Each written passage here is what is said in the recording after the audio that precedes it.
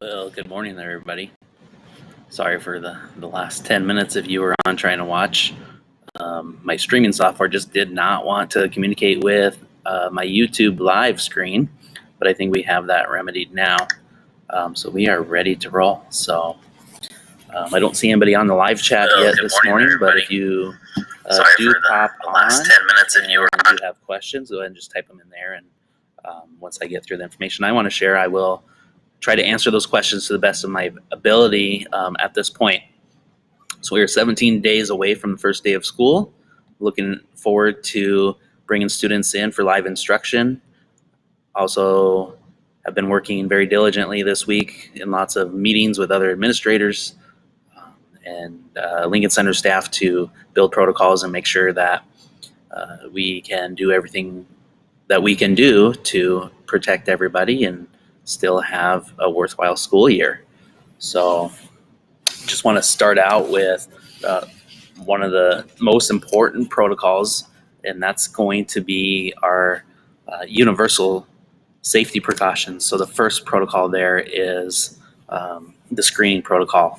So we are trusting and relying on all of you parents to make sure before you bring your kiddo to school every day that there's no fever, there's no cough, no chronic running noses, any of those kinds of things.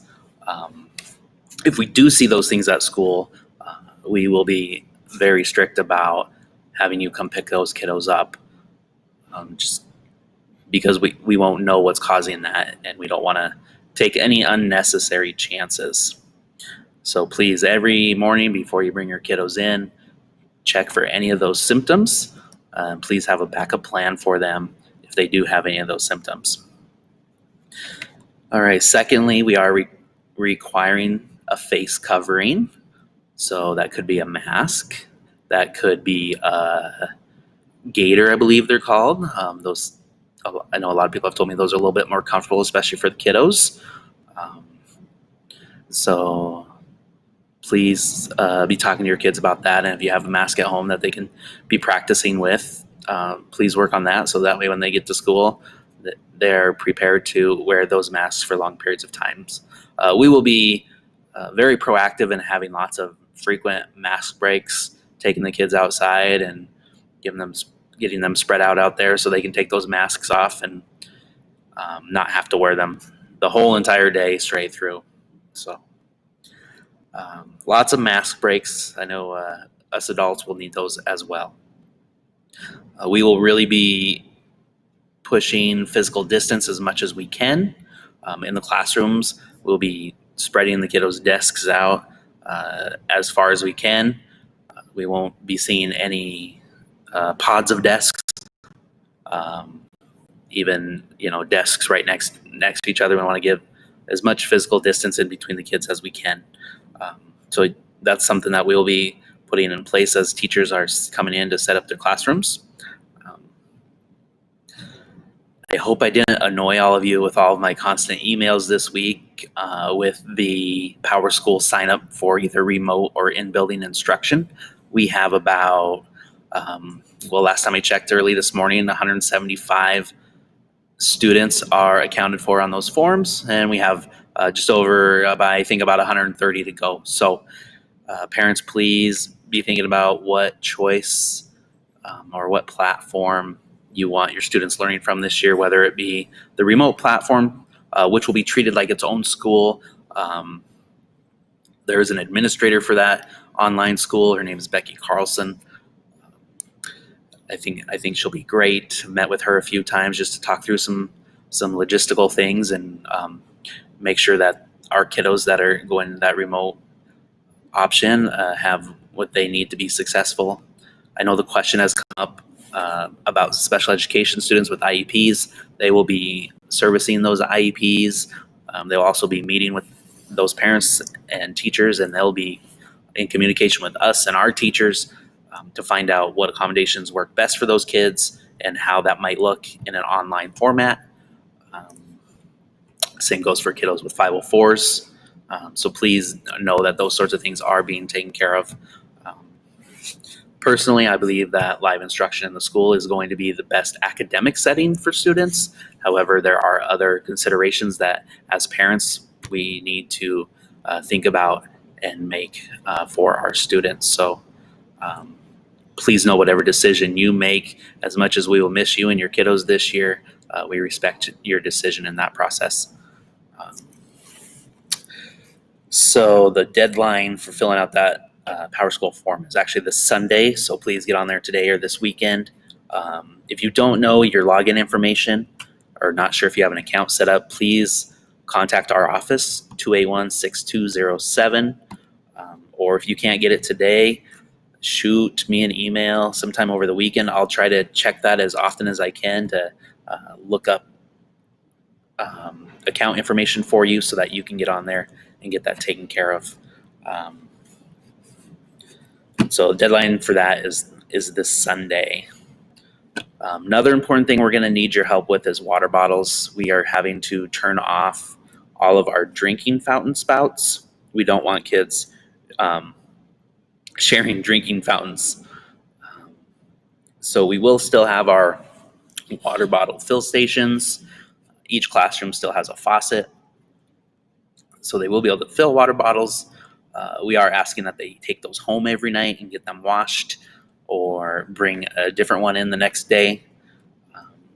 So please be prepared for that. It doesn't have to be anything fancy. It could even be, like a bottle of water that you buy at the gas station. As long as they have something that they can drink water all day long. I've noticed with my mask on that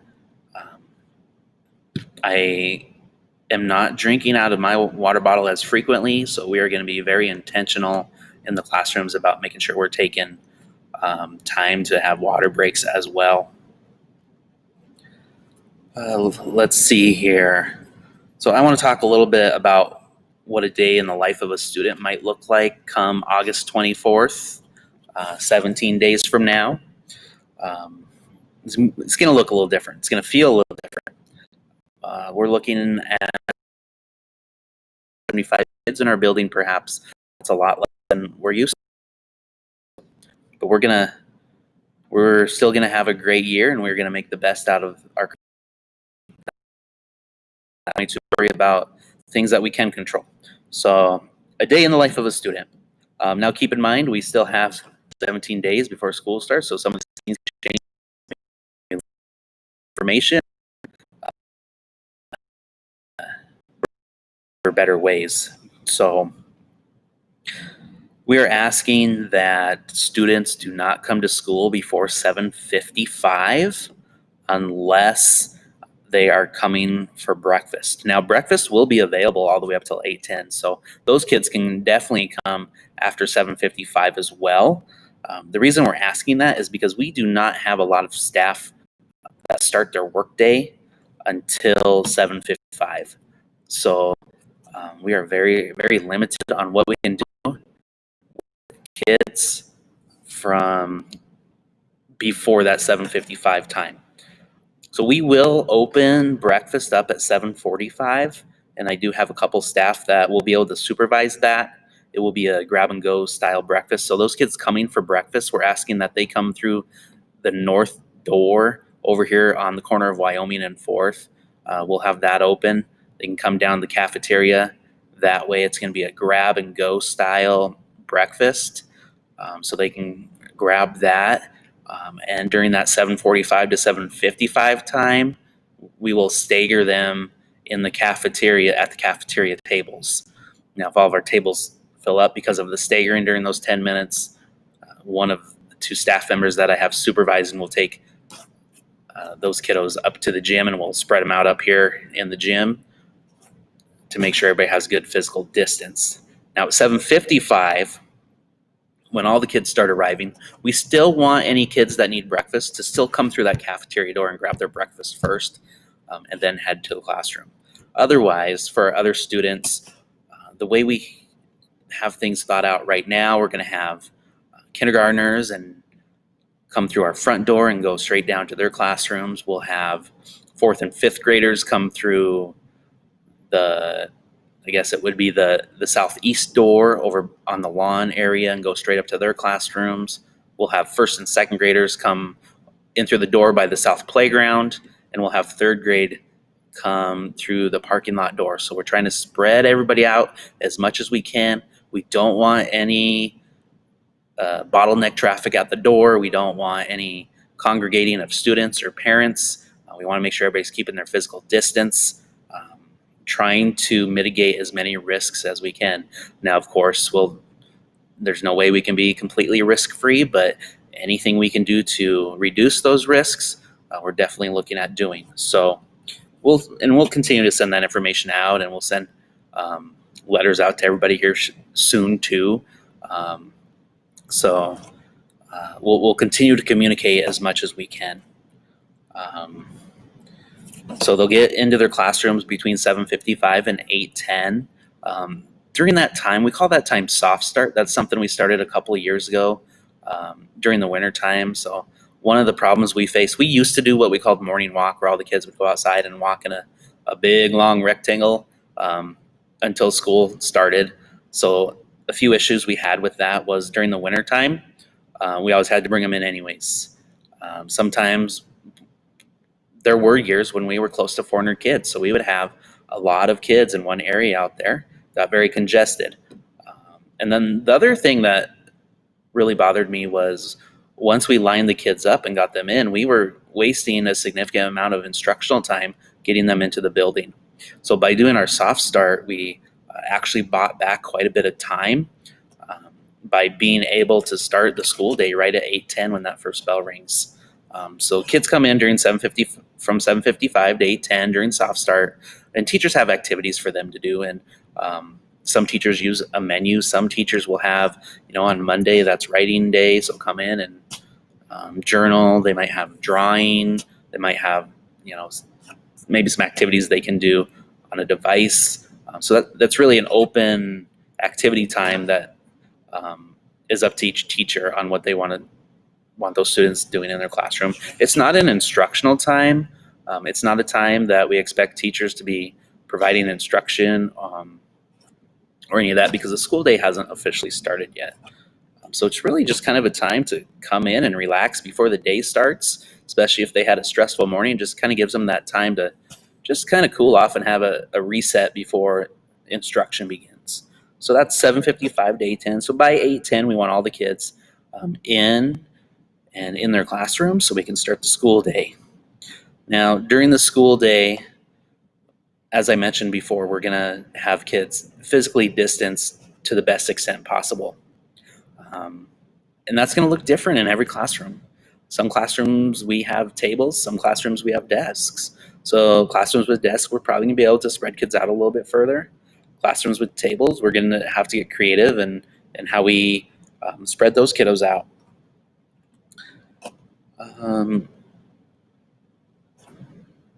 Now, the other thing that we're really focusing on is what we're calling cohorts or cohorting. While we're operating in what we're calling restrictive mode, which is how we will open, is we will have kids in with their class, and as much as we can, we're going to keep those kids only with the kids in their class so that they're not being exposed to any other kids in the building except for those kids in their class. Now, there are some exceptions to this. For example, recess time. The only way we can get all the kids out to have recesses is by combining grade levels at that time. Otherwise, we just run out of time during the day. So during recess, when they're outside, they will be joined with their grade level. Now we know that the fresh air, being outside, transmission is less likely. So I'm comfortable with that. Play structures. So at recess time, every day in the past, play structures were open. Whoever was out there could, go and play on the play structure. Well, this year that's going to be a little different. We are assigning a cohort, a grade level, to a play structure each day. So on any single day, you're only going to see one grade level of kids on one of the two play structures. So they won't be able to just play on the play structures any day. It'll only be on their assigned days. That way, if things are being transmitted on that play structure, we can contain that at least to a grade level, and it's not just open access to everybody.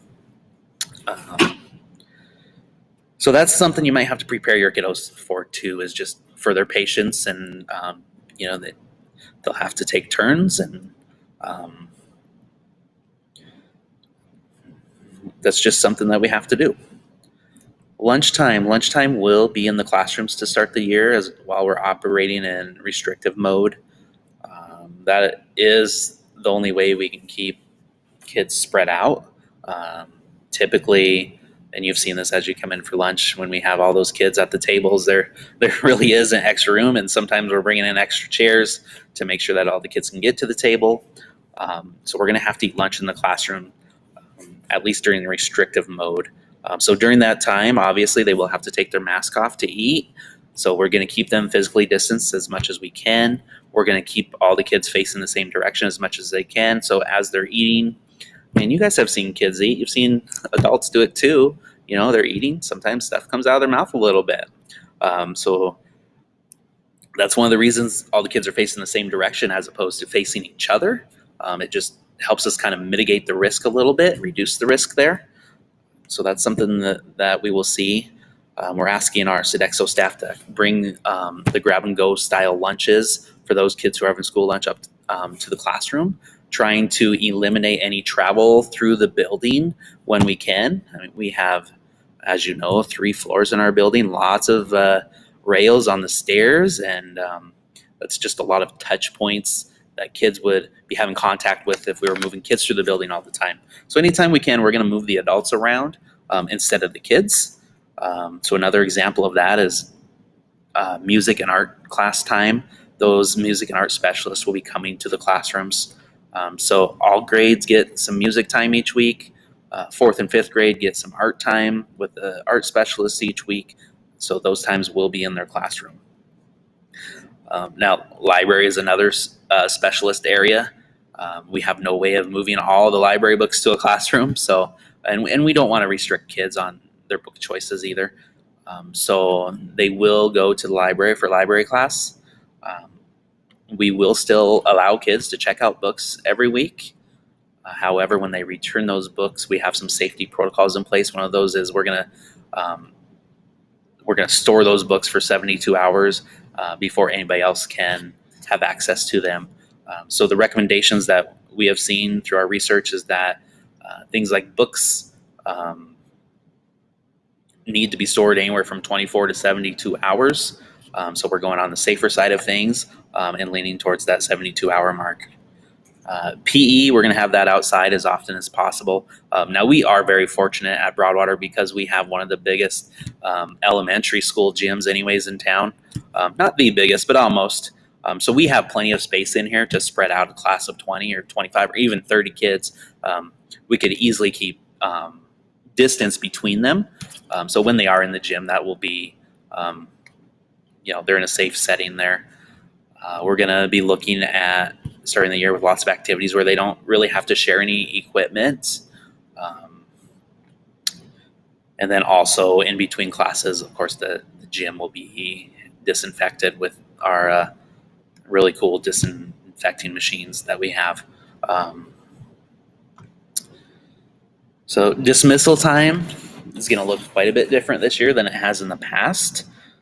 So the kids will dismiss out the same doors that I described that they came in. So each grade level is assigned to a door around the building. So we're trying to spread that out as much as possible. So once they dismiss, we're actually going to use the greater part of the grassy area, kind of west of our building there, to spread all those classes out for dismissal. So parents will need to find a spot to park. They will need to walk over, especially for those younger kids. Parents will not be allowed to park in the bus lane. So we will have those kids spread out. Now, I know a lot of our 4th and 5th graders, we trust them a little bit more to walk to meet their parents or walk home. And some of our 2nd grade and 3rd graders do that too. So if they're walking home, just communicate with the teacher so that we can make sure that they get on their way. Otherwise, especially with kindergarten and first graders. We really want to make contact with that parent, at least eye contact, to know that those kids are getting where they need to go safely. I will be asking parents and teachers alike to try to avoid as much conversation as you can after school when you're doing that dismissal pickup routine, and try to communicate as much as you can through Seesaw, email, and phone calls. I just don't want any transmission of anything to take place if it doesn't have to. So if you can imagine, you got lots of parents out there, lots of teachers out there, and people start having conversations. We're just going to try to mitigate that risk by limiting the amount of conversation that's taking place out there. Also, I want my teachers to have their eyes on the kids and making sure all the kids are getting where they need to go safely. And when they start in a conversation with a parent, that really takes their eyes off the kids. So kids need to be the most important thing, especially their safety. And then please ask the teacher, can you call me in 20 minutes or sometime this afternoon or sometime tomorrow, or email them or use Seesaw to communicate with them. So again, just trying to mitigate any risk we can to keep everybody safe. This one is big, and I know this is going to be hard. It's hard for me philosophically too, because I believe in having kind of a welcoming environment. Really a welcoming environment. And I enjoy having parents in at lunchtime and eating with their kids, and I think that's great. I think it's important. I love going when I can to my daughter's school and eating with her too. It only happens about once a year, but it's a great time. But this year we just unfortunately won't be able to allow any parents in the building, especially when kids are coming to school or leaving school. That's just too many people coming in.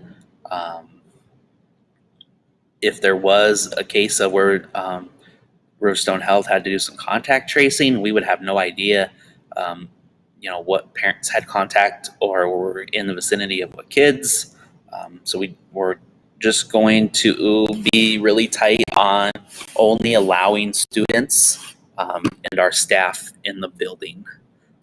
So please be patient and flexible with us and understand that is just something that has to happen. We talked about parent communication and we talked about dismissal. And so that really is kind of what a day is going to look like. The building's going to feel a little bit emptier than it has in the past. But it's just kind of going to be our new normal for this year, and we're going to adjust and we're going to make the best out of everything that we can. So if you have any questions, go ahead and put them in that live chat box there.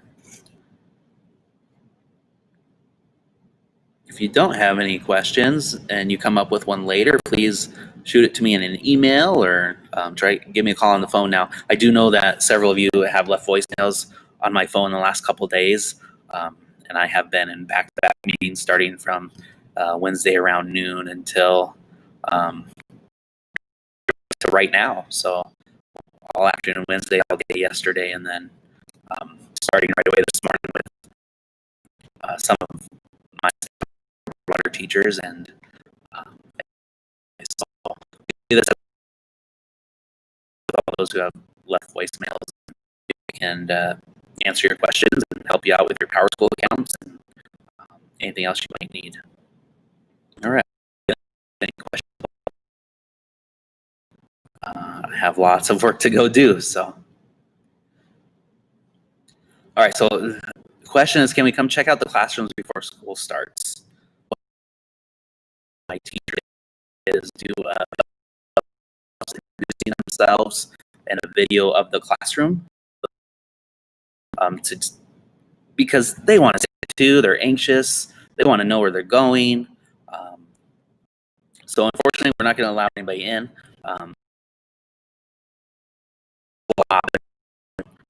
Where you can still. So meet favorite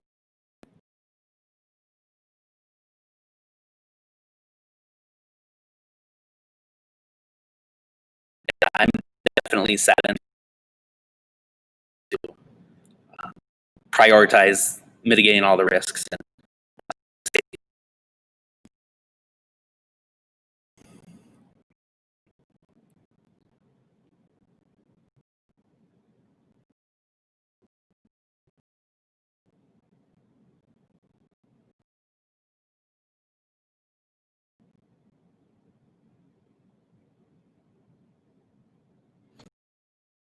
All right, if there's no more questions, I do need to show off my shirt real quick, and I just want to remind everybody that we do have an online vendor that's